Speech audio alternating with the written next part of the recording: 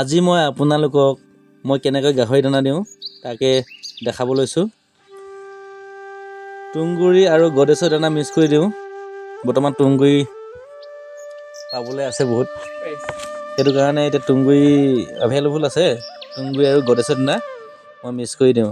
তুঁহগুৰি 3 টিং দিলে গডেছৰ দানাটো এই টিংটোত এটিং দিওঁ। তেতিয়া 15টামান গাহৰিয়ে খাব পাৰে। 3 টিং তুঁহগুৰি আৰু গডেছৰ দানা এটিং মিক্স কৰি দিলে মানে ফুলি যায়তো। যদি গডেছৰ দানা এইটোৱে দিওঁ মই ফিনিচাৰ। আৰু যদি শুকান দানা যদি দিওঁ এজনী গাহৰিক 2.5 মুখ দিলেই হৈ যায় এবাৰত। শুকান দানা মই বৰ্তমান নাই দিয়া, তুঁহগুৰিতে আছে কাৰণে। এতিয়া আপোনালোকক মই দেখাম কেনেকৈ গাহৰি দানাটো মই প্ৰস্তুত কৰোঁ, দিওঁ। আপোনালোকে চাই থাকক। এই মাছৰ কাৰ্টুনটোত 3 টিং তুঁহগুৰি আৰু যদি মই দানা যদি গডেছৰ ড্ৰাই ফ্ৰুটটো যদি মই এটিং দিওঁ ফিনিচাৰ, তেতিয়াহ'লে মানে সম্পূৰ্ণ ফুলি একদম এক কাৰ্টুন হৈ যাব। এতিয়া ধুনীয়াকৈ 8জনী মাইকী গাহৰি ডাঙৰ আছে মোৰ, গাভিনী গাহৰি 8জনীৰ কাৰণে হৈ যায়।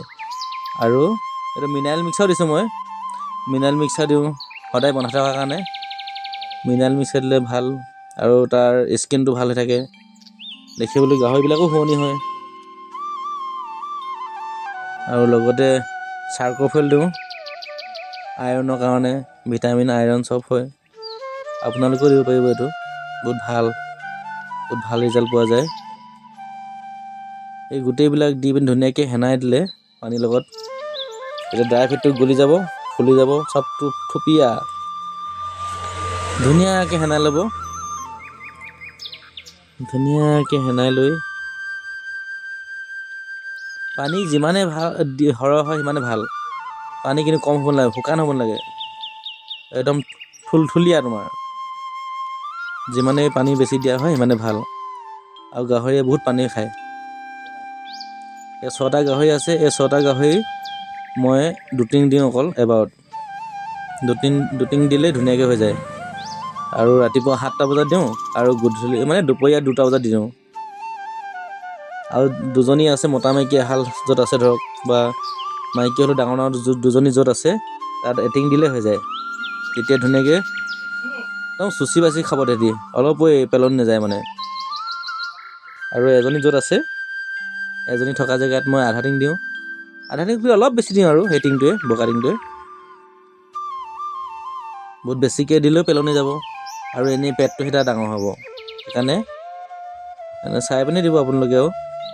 মই সেনেকৈ দি আছোঁ।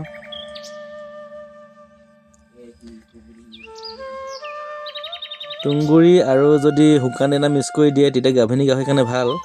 অকল শুকান দানাটো বেছি হ'লে চৰ্বি বহুত বেছি হৈ যায়, পিছত নিজক কণ্ট্ৰল কৰিব নোৱাৰা হৈ যায়, উঠিব নোৱাৰা হৈ যায়। সেইটো কাৰণে তুঁহগুৰি আৰু দানা মিক্স কৰি দিলে বহুত ভাল। যদিহে ভিডিঅ'টো ভাল পালে আপোনালোকে জনাবচোন কমেণ্ট কৰি, আৰু লাইক এটা নিশ্চয় কৰিব।